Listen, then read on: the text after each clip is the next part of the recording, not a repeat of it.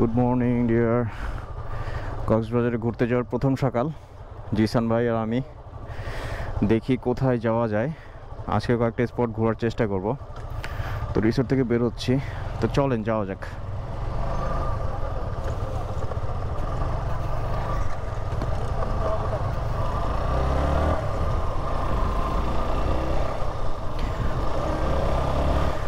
পিছনে ইনানি বিচ এবং আমাদের রিসোর্ট থেকে বের হয়ে আমরা সোজা যাচ্ছি বাম দিকে।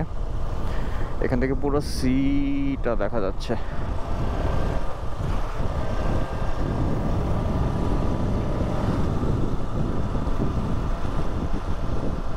আসলে এই রোডে আসলে রাইড করার মজাই আলাদা, মানে কিছু মানে কি যে বলবো, মানে অস্থির একটা ফিলিং। মানে পাশে ডান পাশে সমুদ্র, বাম পাশে পাহাড় আছে, যদিও একটু দেখা যাচ্ছে না। সরু রাস্তা, খুব একটা সরুও না, it's more than enough. What a view! আসলে বাইক নিয়ে ট্যুরে যারা মজাই এটা, আসলে এই ফিলিংগুলো আসলে নেওয়া যায়। আপনি নর্মালি হচ্ছে বাইকে যারা না আসেন বা বাসে আসেন, তাদের তো আসলে ট্রান্সপোর্টের এই রুটটাতে সমস্যা। তো পার্সোনাল গাড়ি বা বাইক যারা নিয়ে আসবেন, তারা আসলে অন্য লেভেলের একটা ফিলিংস পাবেন।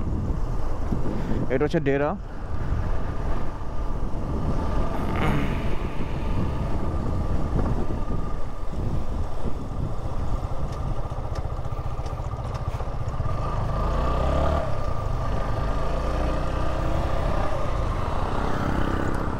সে ডেরার ঠিক সামনে হচ্ছে বিচে যাওয়ার একটা পয়েন্ট আছে। তো এখানে একটা বে লাউঞ্জ, এখানে চাইলে আপনারা এখান থেকে ডিরেক্ট বিচে গিয়ে শাওয়ার নিতে পারবেন, ঝাপাঝাপি করতে পারবেন।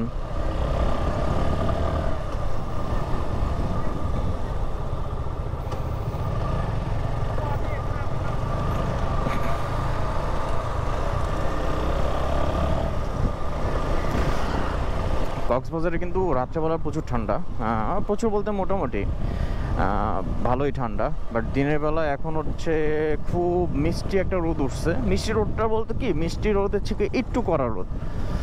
আপনি জ্যাকেট ছাড়া সুন্দর একটা ঠান্ডা বাতাসের ফিল পাবেন, সাথে একটু হিট পাবেন, হালকা রোদের হিট, যেটা হচ্ছে মানে আরামদায়ক একটা ফিল দিবে আপনাকে। আরেকটা বিষয় আপনাদেরকে বলি, কক্সবাজারে কিন্তু একটা মিনি বান্দরবন আছে। হ্যাঁ, এটা হয়তো এখন অনেকেই জানে, আমি শুনেছি বাট এখনও যাইনি। চেষ্টা করব আজকে ওইদিকে যাওয়ার জন্য। মোস্ট প্রবাবলি ইনানি বিচ থেকে ওটা 28 কিলোমিটার ভিতরে, সরি 7 কিলোমিটার ভিতরে, 28 না, ভুল বলেছি, সরি, 7 কিলোমিটার ভিতরে। তো চেষ্টা করব ওইদিকে যাওয়ার জন্য। যদি যাই সেক্ষেত্রে তো আপনারা দেখতে পারবেন।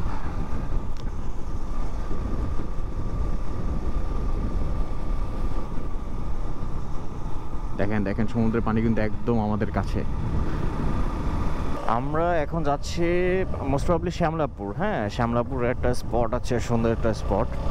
তো ওটা একটু এক্সপ্লোর করার চেষ্টা করব। চলেন যাওয়া যাক। যত ভিতর দিকে আসলাম তত আসলে আস্তে আস্তে মানে মনে হচ্ছে সমুদ্র আমার কোলে চলে আসতেছে এরকম। দেখেন সি, মানে বিচটা একদম আমার কাছে ক্লোজ।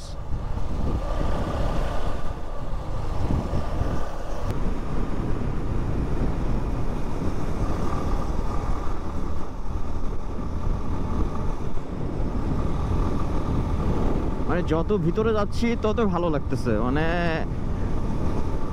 আসলে বাংলাদেশটা আসলে অনেক সুন্দর, আপনি যদি আপনার মতো করে এক্সপ্লোর করতে পারেন। আমরা যে কেন এত লাখ লাখ টাকা খরচ করে মানে দেশের বাইরে ঘুরতে যাই, দেশের বাইরের প্রকৃতি উপভোগ করার জন্য, আসলে নিজের দেশটাকে আগে সুন্দরভাবে ঘুরে ঘুরে দেখা উচিত।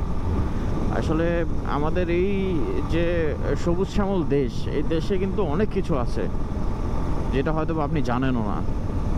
সো চেষ্টা করবেন, সবার উদ্দেশ্যে আমি বলছি, চেষ্টা করবেন যে আগে নিজের দেশটাকে সুন্দরভাবে বোঝা, চেনা, নিজের দেশের সৌন্দর্যগুলোকে মানে উপভোগ করা, তারপরে আপনি যান, সমস্যা নাই। কিন্তু আসলে উচিত নিজের দেশটাকে একটু ভালোভাবে জানা।